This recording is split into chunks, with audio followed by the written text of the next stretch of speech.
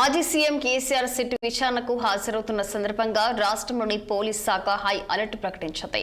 Intelligence chief కమిషనర్లు ఎస్పీలకు alert message పంపించి ముందస్తుగా అప్రమత్తంగా ఉండాలని సూచించారు. బీఆర్ఎస్ శ్రేణులు పెద్ద ఎత్తున ఆందోళన వ్యక్తం చేసే అవకాశం ఉన్నందున ముందస్తు చర్యలు తీసుకోవాలని అధికారులకు ఆదేశాలు జారీ చేశారు. విచారణ పూర్తయ్యే వరకు అన్ని ప్రాంతంలో అప్రమత్తంగా ఉండాలని, ఎక్కడికక్కడ పరిస్థితులను సానుకూలంగా నియంత్రించాల్సిన అవసరం ఉందని పోలీసులు హెచ్చరించారు.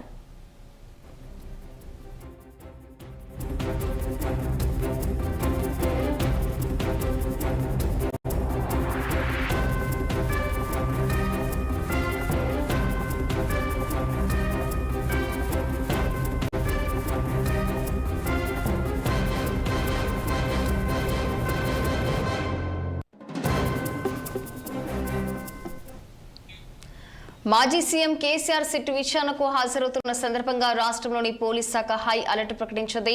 ఇంటెలిజెన్స్ చీఫ్ కమిషనర్లు ఎస్పీలకు అలర్ట్ మెసేజ్ పంపించి ముందస్తుగా అప్రమత్తం ఉండాలని సూచించారు. బీఆర్ఎస్ శ్రేణులు పెద్ద ఎత్తున ఆందోళన వ్యక్తం చేసే అవకాశం ఉన్నందున ముందస్తు చర్యలు తీసుకోవాలని అధికారులకు ఆదేశాలు జారీ చేశారు. ఇదే అంశానికి సంబంధించి మరింత సమాచారం మా స్పెషల్ కరెస్పాండెంట్ మహేందర్ రెడ్డి ఫోన్లలో అందించేందుకు సిద్ధంగా ఉన్నారు. చెప్పండి మహేందర్, మరి దీనికి సంబంధించిన పూర్తి డీటెయిల్స్. సంచలనం ఫోన్ ట్యాపింగ్ కేసులో ఈరోజు ఒక కీలక పరిణామం చోటు చేసుకోనుంది. మరి ఈ కేసులో మాజీ ముఖ్యమంత్రి బీఆర్ఎస్ అధ్యక్షుడు కేసీఆర్ ను సిట్ అయితే విచారించనుంది. మరి ఈరోజు మధ్యాహ్నం 3 గంటలకు నందినగర్ లోని కేసీఆర్ నివాసంలో ఈ విచారణ జరుగుతుంది. తన నివాసం గోడకు నోటీసులు అంటించడం పైన కేసీఆర్ తీవ్ర అభ్యంతరం వ్యక్తం చేసినప్పటికీ బాధ్యతాయుతమైనటువంటి పౌరుడిగా విచారణకు సహకరిస్తారని కేసీఆర్ స్పష్టం చేశారు. మరి కేసీఆర్ ఈ రోజు విచారణ ఎదుర్కొంటున్న నేపథ్యంలో బీఆర్ఎస్ శ్రేణులు కూడా నిన్న భారీ పెద్ద ఎత్తున నిరసనలకు పిలుపునిచ్చారు.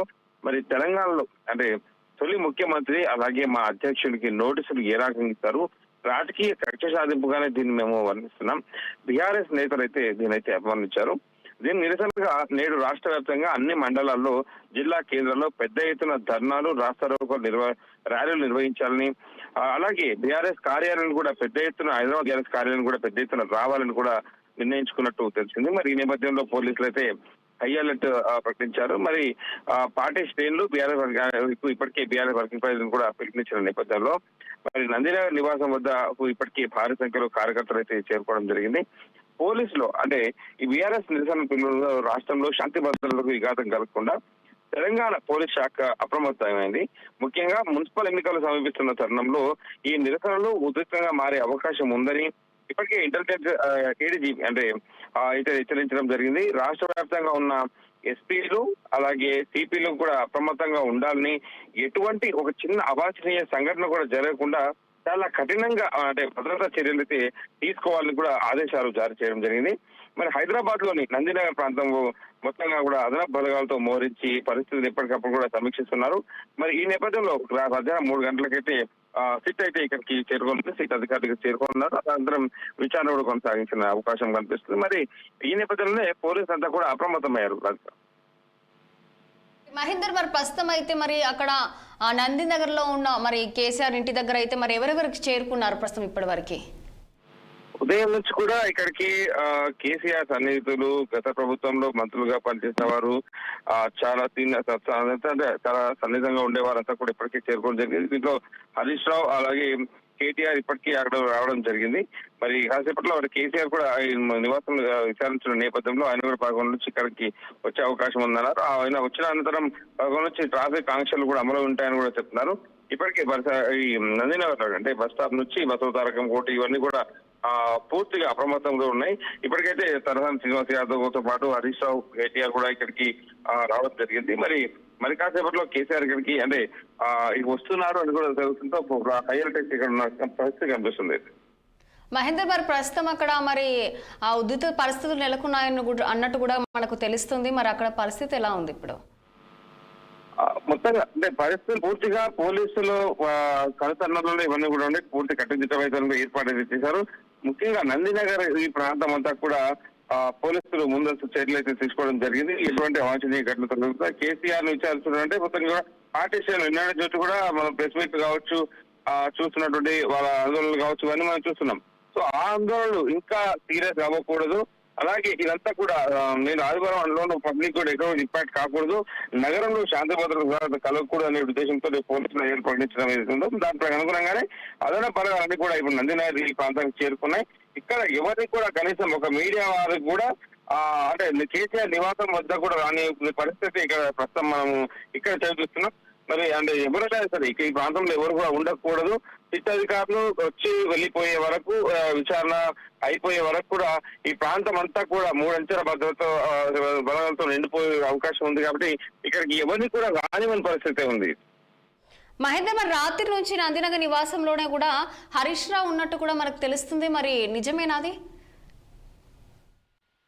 సార్లు అంటే ఉన్నట్టు తెలుస్తుంది. ఆయన వచ్చిపోయారు, మరోసారి కూడా వస్తున్నారు. ఆ విధంగా ఇక్కడ ఉన్నటువంటి ఉదయం సిట్ అధికారులకు ముందు చర్చ కూడా కేసీఆర్ గారి నుంచి కొంతమంది అడ్వకేట్లతో సీనియర్తో ఇంకో మరోసారి కూడా చర్చించే అవకాశం ఉన్నారు. ముఖ్యంగా ఈ ఫోన్ ట్యాపింగ్ వ్యవహారాన్ని ఎలా చేర్చాలి, ఎలా అంటే దీనికి ప్రభుత్వ కుట్రగా దానిపై అయితే పరిగణిస్తున్నారు, దీన్ని ఎలా మనం మాట్లాడాలి దానిపైన అన్నట్టు దానిపైన చర్చలు కూడా జరుగుతున్నాయి.